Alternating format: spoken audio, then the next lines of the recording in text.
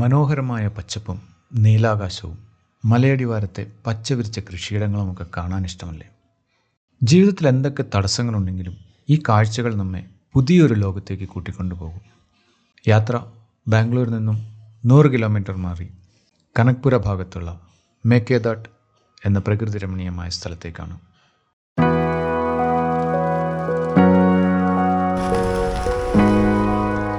ഇന്നത്തെ ഈ യാത്ര രാജീവ്സ് വ്ലോഗ്സിനൊപ്പമാണ് നമ്മൾ ചെയ്യുന്നത്.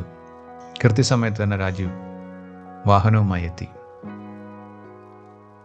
ഫോട്ടോഗ്രാഫിയുമായി ബന്ധപ്പെട്ട കുറേ നല്ല കണ്ടൻറ്റ് രാജീവിൻ്റെ ചാനലിൽ നിങ്ങൾക്ക് കാണാൻ സാധിക്കും.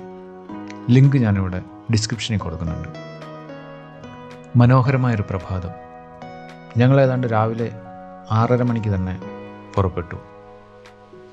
ഗൂഗിൾ മാപ്പ് അനുസരിച്ച് ഏകദേശം 2.25 മണിക്കൂറിൻ്റെ യാത്രയാണുള്ളത്. നമ്മളിപ്പോൾ കനക്പുര റോഡിലൂടെയാണ് സഞ്ചരിച്ചുകൊണ്ടിരിക്കുന്നത്. ഈ കാണുന്നതാണ് ദയാനന്ദ സാഗർ യൂണിവേഴ്സിറ്റി.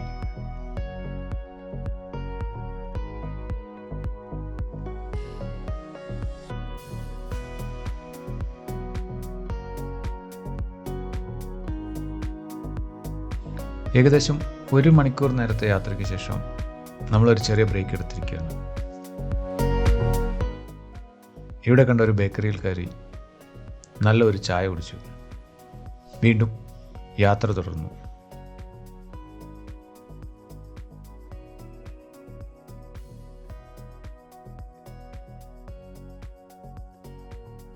അങ്ങനെ കനക്പുര ടൗണും പിന്നിട്ട് കുറച്ച് ദൂരം മുന്നോട്ട് സഞ്ചരിക്കുമ്പോഴുള്ള കാഴ്ചയാണിത്.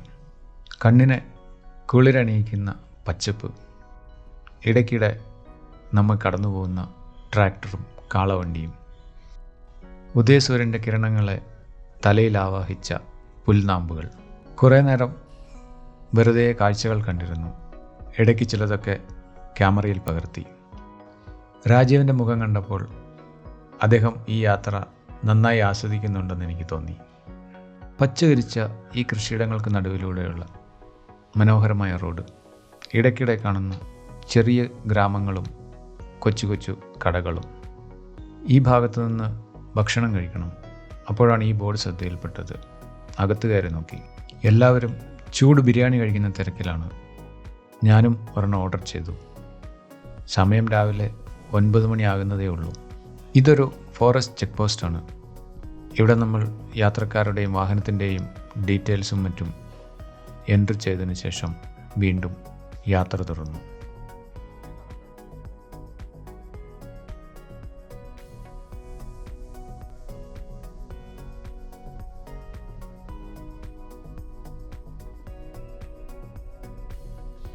ചെക്ക് പോസ്റ്റ് പിന്നിട്ട് കുറച്ച് ദൂരം കൂടി മുന്നോട്ട് സഞ്ചരിച്ചാൽ ഇടതുവശത്തായി ഇങ്ങനെയൊരു വ്യൂ പോയിൻ്റ് കാണാം. രാജീവ് വണ്ടി അങ്ങോട്ടൊതുക്കി. പ്രകൃതി നമുക്കായി ഇവിടെ ഒരുക്കി വച്ചിരുന്നത് അതിമനോഹരമായ കാഴ്ചകൾ തന്നെയായിരുന്നു. വെൺമേഘങ്ങൾ ചിന്നിച്ചിതറിയ നീലാകാശവും, അങ്ങ് ദൂരെ നീല നിറത്തിലുള്ള കുന്നുകളും, പച്ചവിരിച്ച താഴ്വാരങ്ങളും കാട്ടുപൂക്കളും. അതെ, അങ്ങ് താഴെ കുന്നിൻ ചെരുവിൽ രാജീവ് തൻ്റെ വീഡിയോയ്ക്കുള്ള ഇൻട്രോ എടുക്കുകയാണെന്ന് എനിക്ക് തോന്നി. കാരണം ഈ സ്ഥലം അത്രയ്ക്ക് ഭംഗിയുള്ളതാണ്.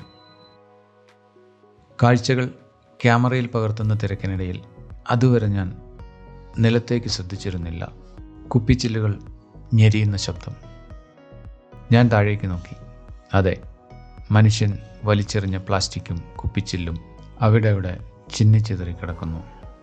ആ കാഴ്ച എന്നെ തെല്ലൊന്ന് അലോസരപ്പെടുത്തിയെങ്കിലും ഞാൻ വീണ്ടും ചിത്രീകരണം തുടർന്നു. നല്ല കുറച്ച് ദൃശ്യങ്ങൾ കിട്ടിയ സന്തോഷത്തിൽ ഞങ്ങൾ വീണ്ടും വനപാതയിലൂടെ യാത്ര തുടർന്നു.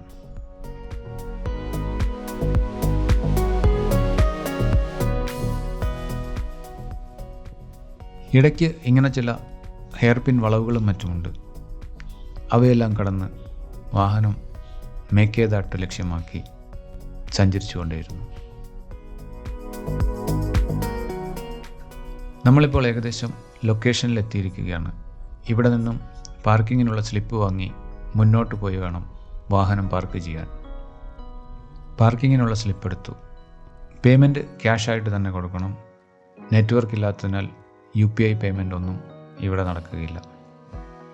റോഡിന് ഇരുവശത്തുമുള്ള മാടക്കടകളാണ് നമ്മെ സ്വാഗതം ചെയ്തതെങ്കിൽ ഇങ്ങനെ ചില കോൺക്രീറ്റ് ബിൽഡിങ്ങുകളും ഉള്ളിലേക്ക് വരുമ്പോൾ കാണാൻ സാധിക്കും. നമ്മൾ വാഹനം ഇവിടെ പാർക്ക് ചെയ്യുന്നു. ഇനി നമുക്ക് പുറത്തേക്കുള്ള കാഴ്ചകൾ നോക്കാം.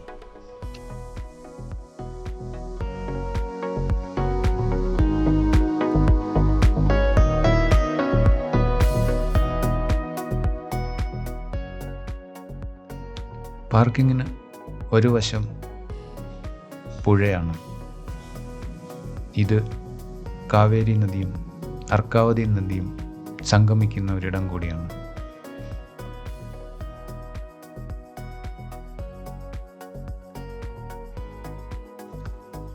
അങ്ങനെ പെട്ടെന്ന് മുന്നിൽ കണ്ട ചില ദൃശ്യങ്ങളൊക്കെ പകർത്തിയെടുത്ത് നിൽക്കുമ്പോൾ തന്നെ ബസ് പുറപ്പെടാനായി എന്നുള്ള അറിയിപ്പ് കിട്ടി.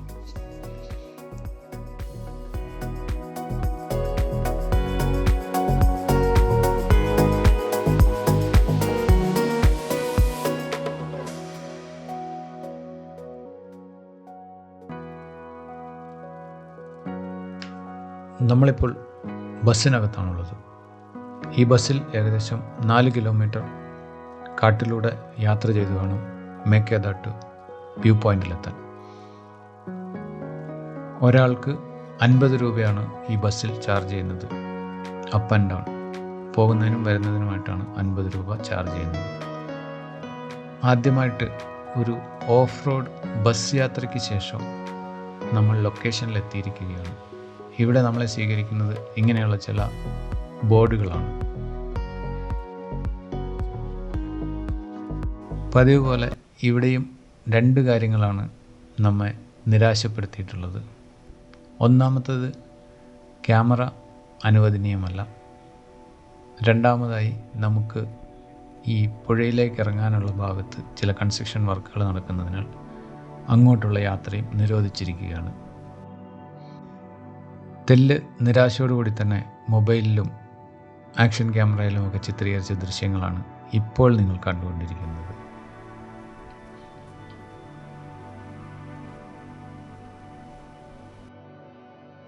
ഇതൊക്കെയാണ് മേക്കേദാട്ടുവിൽ നിന്നുള്ള പ്രധാനപ്പെട്ട കാഴ്ചകൾ.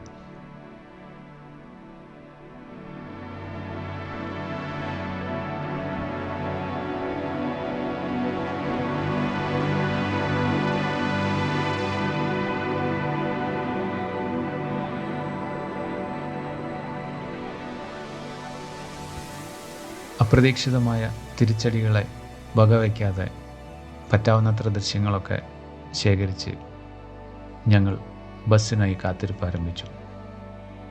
ഏകദേശം 3/4 മണിക്കൂർ നേരത്തെ കാത്തിരിപ്പിനൊടുവിൽ അങ്ങ് ദൂരെ നിന്ന് നമുക്ക് തിരിച്ചു പോകാനുള്ള ബസ് വന്നെത്തിയിരുന്നു.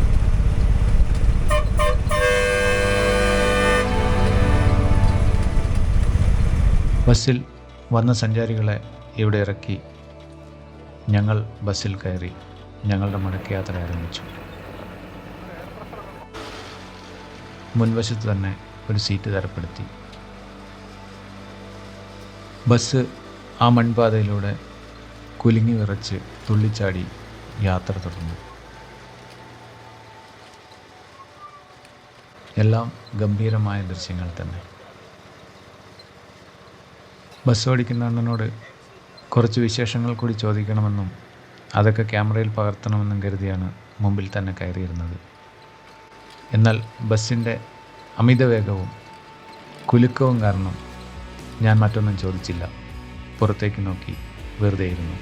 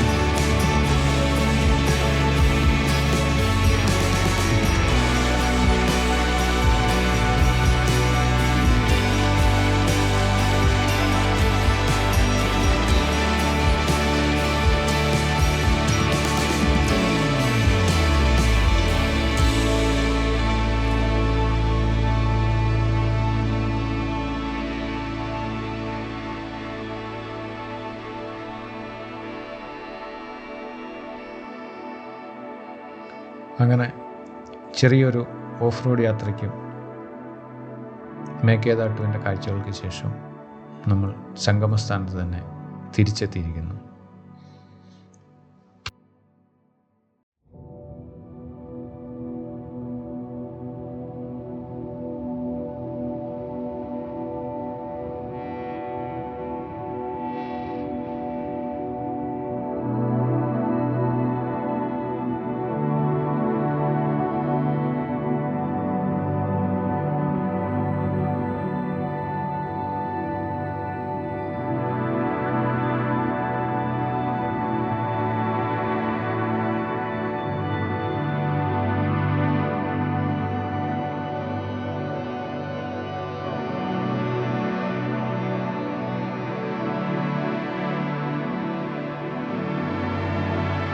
ഇത് ബാംഗ്ലൂരേക്കുള്ള മടക്കയാത്രയാണ്.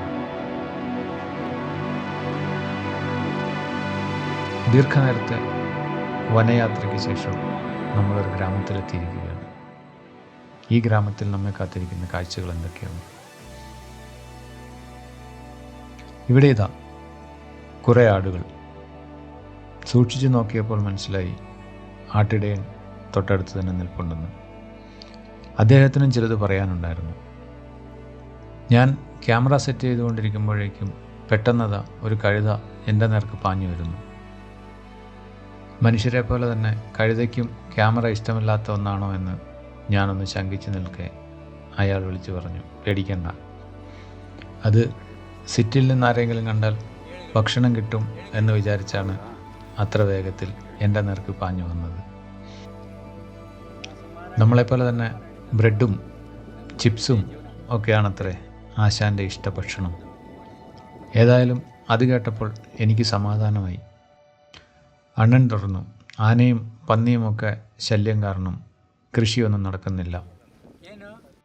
ആടിനെ വളർത്തിയും അതിൽ നിന്ന് കിട്ടുന്ന ചെറിയ ലാഭം കൊണ്ടുമാണ് ഇപ്പോൾ ജീവിച്ചു പോകുന്നത്. യുവാക്കളെല്ലാം മൊബൈലും വാങ്ങി സിറ്റിയിലേക്ക് പോയി. ഗ്രാമത്തിൽ വരുമാന മാർഗം ഒന്നും തന്നെ ഇല്ലാത്തതിനാൽ ആർക്കും ഇവിടെ ജീവിക്കാൻ ഇഷ്ടമില്ലാതായി. ചില ഏജൻറ്റുമാർ ഡെയിലി ബാംഗ്ലൂർ സിറ്റിയിലേക്ക് ആടിനെ ഇവിടെ നിന്ന് വാങ്ങിക്കൊണ്ട് പോകാറുണ്ടെന്നും അയാൾ പറഞ്ഞു. അങ്ങനെ ആട്ടിടയനോടും ആടിനോടും കഴുതയോടും ഞങ്ങൾ യാത്ര പറഞ്ഞു. ആ കുന്നിൻ ചെരുവിലേക്ക് തൻ്റെ ആടുകളെയും കൊണ്ട് നടന്നകലുന്നതിനിടെ അയാൾ ഞങ്ങളെയും തിരിഞ്ഞു നോക്കി. അയാൾക്ക് ഇനിയുമെന്തോ ഞങ്ങളോട് പറയാനുണ്ടായിരുന്നതുപോലെ.